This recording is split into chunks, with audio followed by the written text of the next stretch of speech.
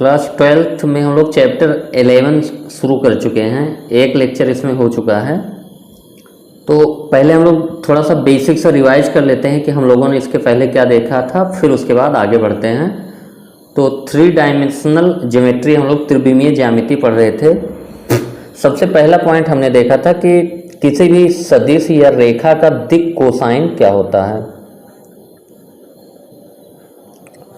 दिक् cosine, direction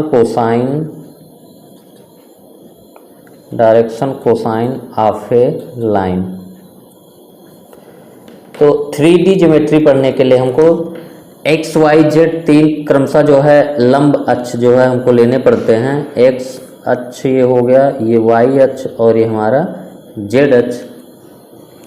और इसमें किसी भी बिंदु को निरूपित करने के लिए तीनों एक दूसरे के परपेंडिकुलर हैं। आपका एक्स अक्ष ये है, वाई ये है और जेड आपका जो है ऊपर है, इस तरीके से है, लेकिन कॉपी में बनाने में ऐसे दिख रहा है। तो कोई पॉइंट P है जिसका निर्देशांक x, y, z है और ये हमारा OP।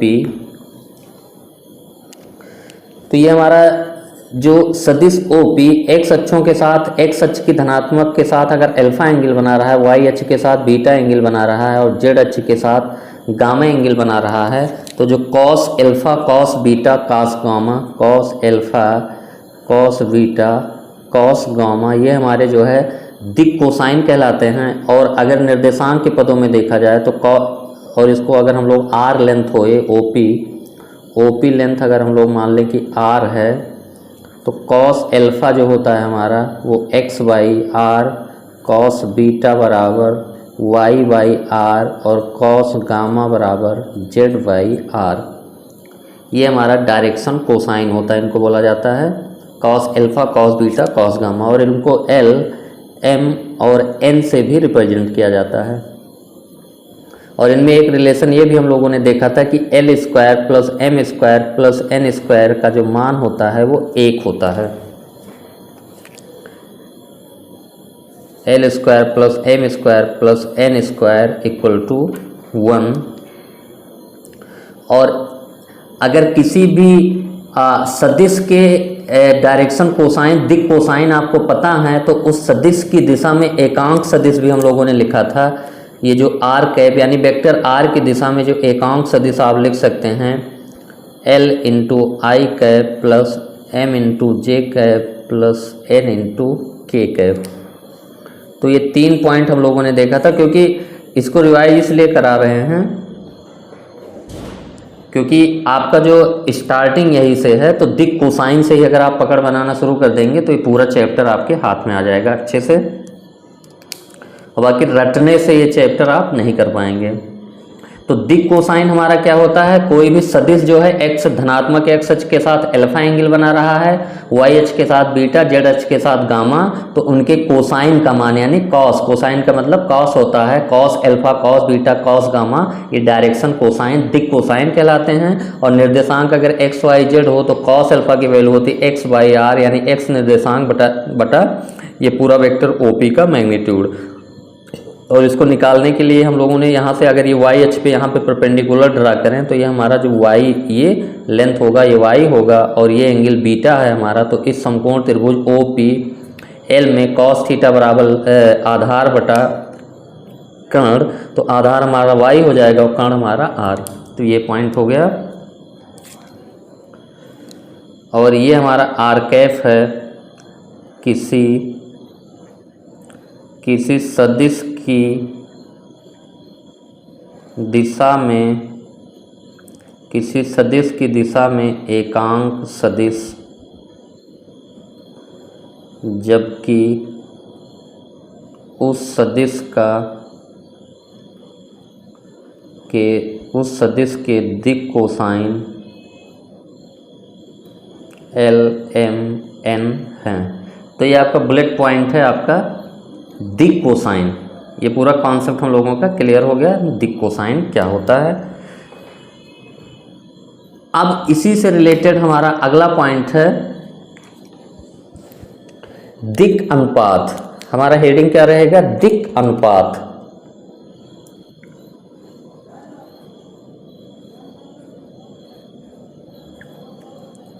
दिक् अनुपात, इंग्लिश में इसको डायरेक्शन रेशियोज बोलते हैं, direction ratios of A line, या किसी भी लाइन का या किसी भी सदिश का दिक् अनुपात क्या होता है। तो डायरेक्ट दिक् कोसाइन हमारा होता है cos alpha, cos beta, cos gamma, और इसको एल एम एन से भी हम लोग रिप्रेजेंट करते हैं। तो यहाँ मैं लिखूँगा थोड़ा सा पॉइंट कि cos alpha, cos beta, cos gamma, और इसको एल से रिप्रेजेंट करते हैं, इसको एम से और एन से, ये हमारे क्या होते हैं, दिक् कोसाइन। दिक् कोसाइन आपको क्लियर कट पता है कि क्या होता है।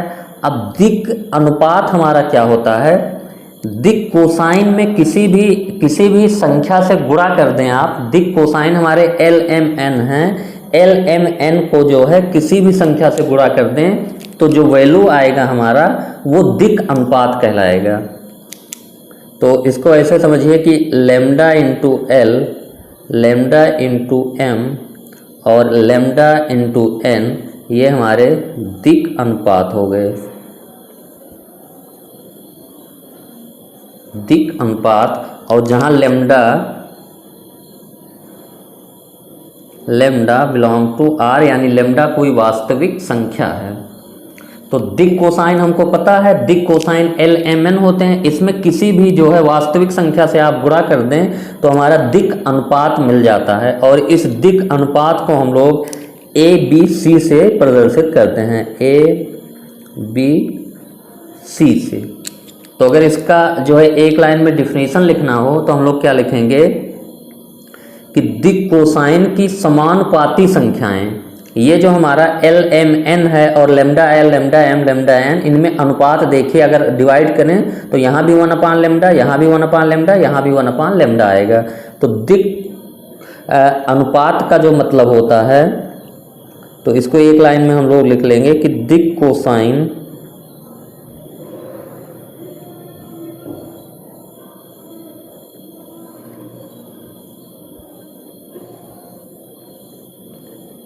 दिक् कोसाइन के समानुपाती संख्याओं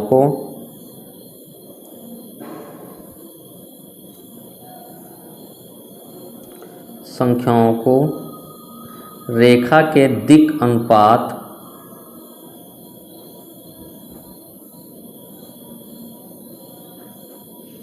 डायरेक्शन रेशियोज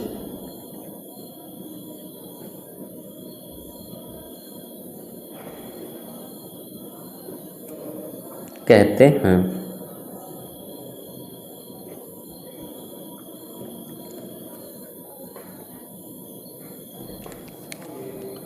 तो इसका मतलब ये हो गया, यही जो हम लोगों ने लिखा है इसी को एक लाइन में लिख लेते हैं कि यदि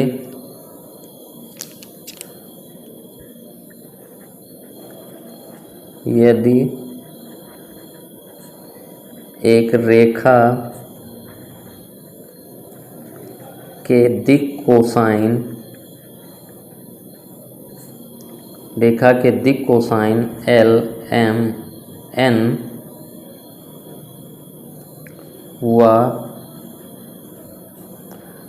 दिक् अनुपात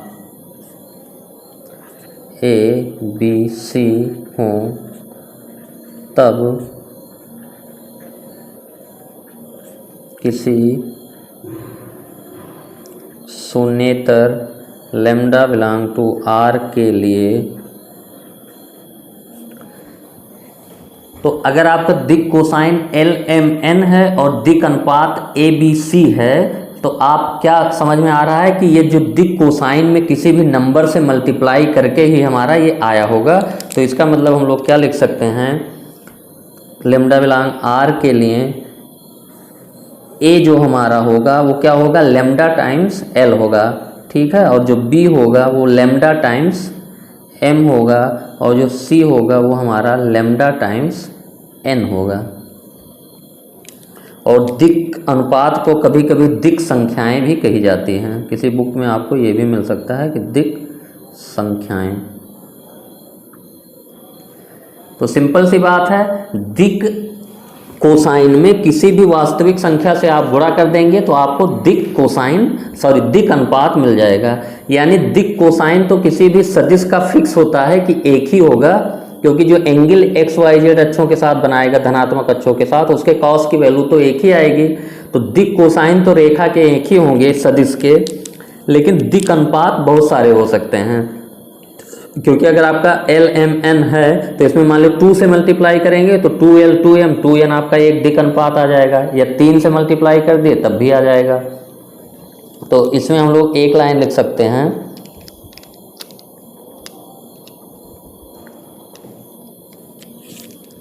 किसी रेखा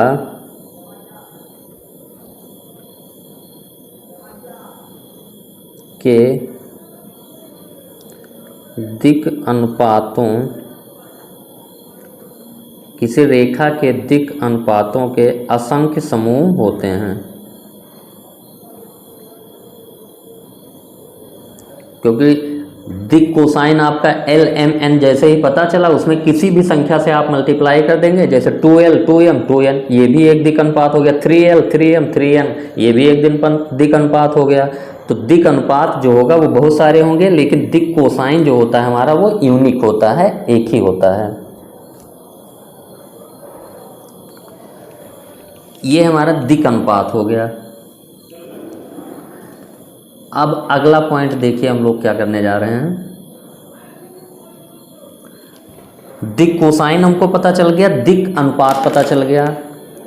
अगर हमारा दिक् अनुपात पता हो, दिक् अनुपात दिया हो, तो हम दिक् कोसाइन कैसे निकालेंगे, ये हमारा पॉइंट है।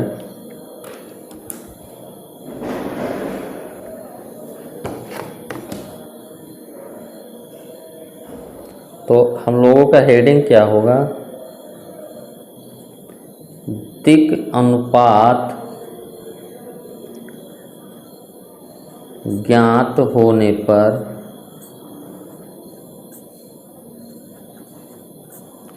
दिक् कोसाइन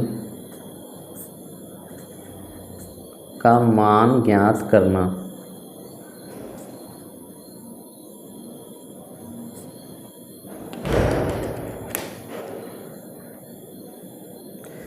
तो दिक् कोसाइन में किसी भी संख्या से जो है, किसी भी संख्या से गुणा कर दिया जाएगा तो वो आपको बता दिया जाएगा कि दिक् अनुपात है।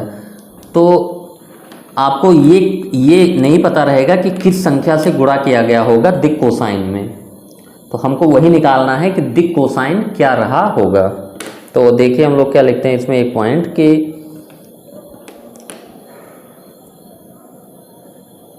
माना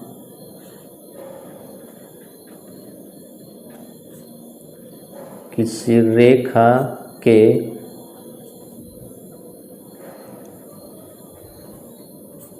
दिक् अनुपात, जो दिक् अनुपात आपका दिया होगा रेखा का a, b, c दिया है, यानी आपका जो रेखा का दिक् अनुपात है ये दिया हुआ है, और हमको रेखा का दिक् कोसाइन LMN निकालना है। और इसमें एक लाइन हम लिखेंगे, माना रेखा का के दिक् कोसाइन LMN ज्ञात करना। LMN है जो ज्ञात करना है। तो यहाँ पे आपका टारगेट क्लियर हुआ कि दिक् कोसाइन जो होता है उसमें किसी भी संख्या से आप गुणा कर दें तो दिक् अनुपात का एक समूह मिल जाता है। दिक् अनुपात हम लोग ABC से प्रदर्शित करते हैं और दिक् कोसाइन को LMN से प्रदर्शित करते हैं। तो कहीं पे आपका अगर दिक् अनुपात दिया है तो हमको क्या निकालना है, दिक् कोसाइन का मान निकालना है। तो रेखा के दिक् अनुपात ABC हमको दिया हुआ है और दिक् अनुपात LMN ज्ञात करना है। तो वही बेसिक पॉइंट वही है हमारा कि जो दिक् अनुपात और दिक् कोसाइन का जो अनुपात निकालें आप, तो वो क्या आता है, कोई वास्तविक संख्या आती है।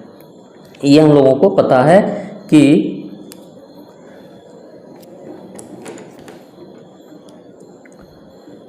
ये हम लोगों का कॉन्सेप्ट अभी हम लोगों ने पढ़ा कि दिक् कोसाइन की समानुपाती संख्याओं को दिक् अनुपात कहा जाता है।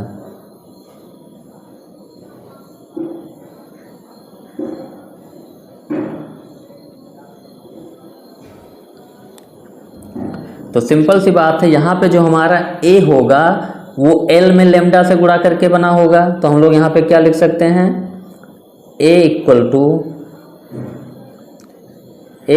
To lambda times L and b equal to lambda times b and lambda times m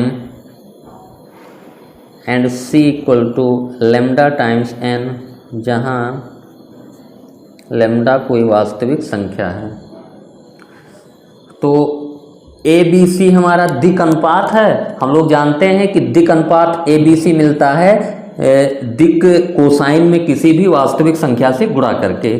तो ABC हमको पता है, LMN निकालना है, तो हमको पता है कि A इक्वल टू क्या रहा होगा, lambda times L, B equal to lambda times M, C equal to lambda times N। अब अगर हमको लेमडा पता चल जाए तो हम यहाँ से L की वैल्यू निकाल सकते हैं। तो उसके लिए हमको पता है, या यहाँ से हम लोग अगर पक्षांतर करें तो यहाँ से हम लोग लिख सकते हैं L equal to A by lambda, M equal to हम लोग लिख सकते हैं V by lambda and N equal to हम लोग लिख सकते हैं C बाई लेमडा। और हमको पता है कि L square plus M square plus N square equal to 1। ये हमारा पता है कि दिक् कोसाइन के वर्गों का योग L square plus M square plus N square equal to 1 होता है। तो LMN की वैल्यू जो ये हम लोगों ने निकाला है, यहाँ पे अगर हम लोग रख दें तो L स्क्वायर यानी A बाई लेमडा का whole square plus B by lambda का whole square plus C by lambda का होल स्क्वायर इक्वल टू 1। यहाँ से A square upon lambda square plus B square upon lambda square plus C square upon lambda square equal to 1 हर बराबर है हमारा। तो A square plus B square plus C square equal to lambda square, और दोनों पक्षों में वर्गमूल ले लें तो लेमडा हमारा क्या हो जाएगा, plus minus under root A square plus B square plus C square.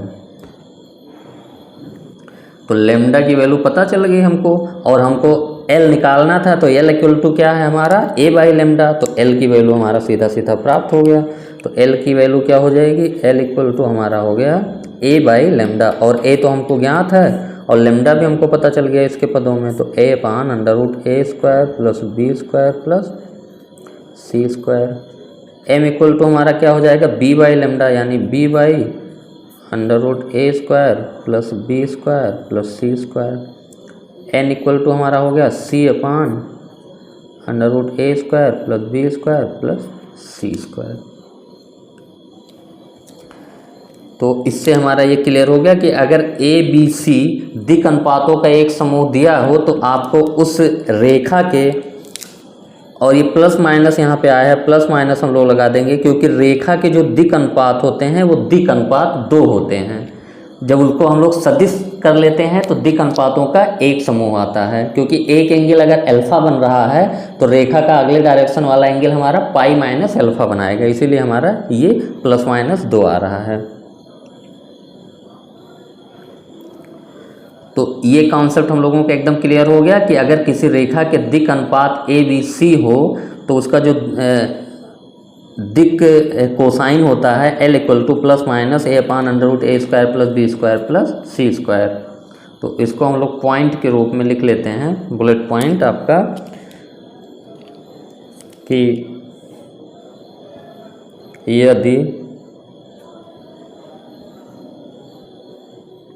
यदि किसी रेखा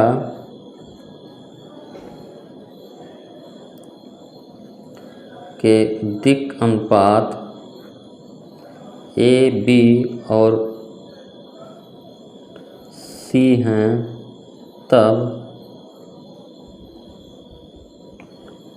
उस रेखा के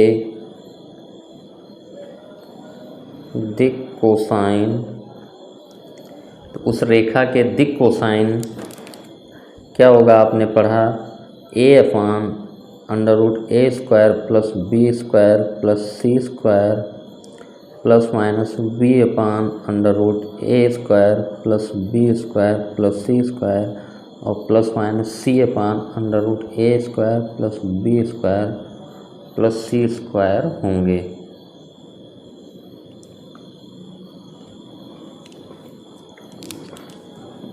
तो दिक् कोसाइन और दिक् अनुपात में यहाँ तक हम लोगों ने देख लिया।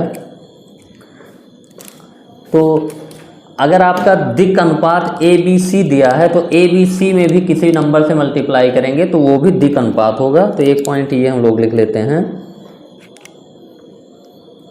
कि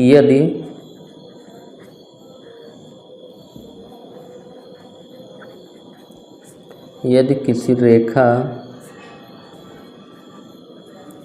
के दिक् अनुपात, क्योंकि दिक् अनुपातों का असंख्य समूह होता है, अगर दिक् अनुपात क्रमशः ए बी सी हैं तो ए बी सी में आप किसी भी नंबर से मल्टीप्लाई कर दीजिए तो जो वो मिलेगा वो भी दिक् अनुपात ही होगा। यदि किसी रेखा के दिक् अनुपात ए बी सी हैं तो k इंटू ए, के इंटू बी, कामा के इंटू सी, और के जो है 0 नहीं होगा, भी दिक् अनुपातों का एक समूह है।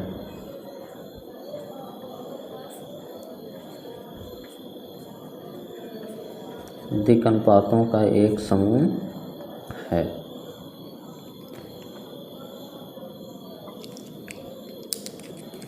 तो अब हम लोग अपना पूरा समराइज कर लेते हैं, हम लोगों ने जो भी अभी तक पढ़ा है। पहला पॉइंट हम लोगों ने क्या पढ़ा है कि दिक् कोसाइन क्या होता है। दिक् कोसाइन, तो दिक् कोसाइन हमारा क्या होता है, LMN, और जो एंगल बनता है XYZ अक्षों के साथ उसी को बोला जाता है। तो और L² plus M² plus N² की वैल्यू होती है 1, और इसका जो मान निकाला जाता है cos अल्फ़ा यानी L = x/r, cos beta = y/r and cos gamma = z/r, ये पॉइंट हो गया। और वेक्टर r के दिशा में एकांक वेक्टर हम लोग डायरेक्शन कोसाइन के पदों में लिख लेते हैं Li plus Mj plus Nk। दूसरा पॉइंट, तीसरा पॉइंट हो गया कि अगर दिक् कोसाइन LMN है तो दिक् अनुपात हमारा lambda L, lambda M, lambda N, ये हमारे क्या कहलाते हैं, दिक् अनुपात कहलाते हैं। और इनको हम लोग A, B और C से प्रदर्शित करते हैं। और चौथा पॉइंट, अगर हमारा A, B, C गिवन हो तो L हम लोगों का हो जाता है plus minus a/√a² plus b² plus c², और N = हो जाता है plus minus b/√a² plus b² plus c²। M है ये हमारा M, और N की वैल्यू हो जाती है plus minus c/√a² plus b² plus c²। तो ये 4 पॉइंट हम लोगों ने, 4-5 पॉइंट, ये इतना हम लोगों ने पढ़ा है दिक् कोसाइन और दिक् अनुपात के बारे में।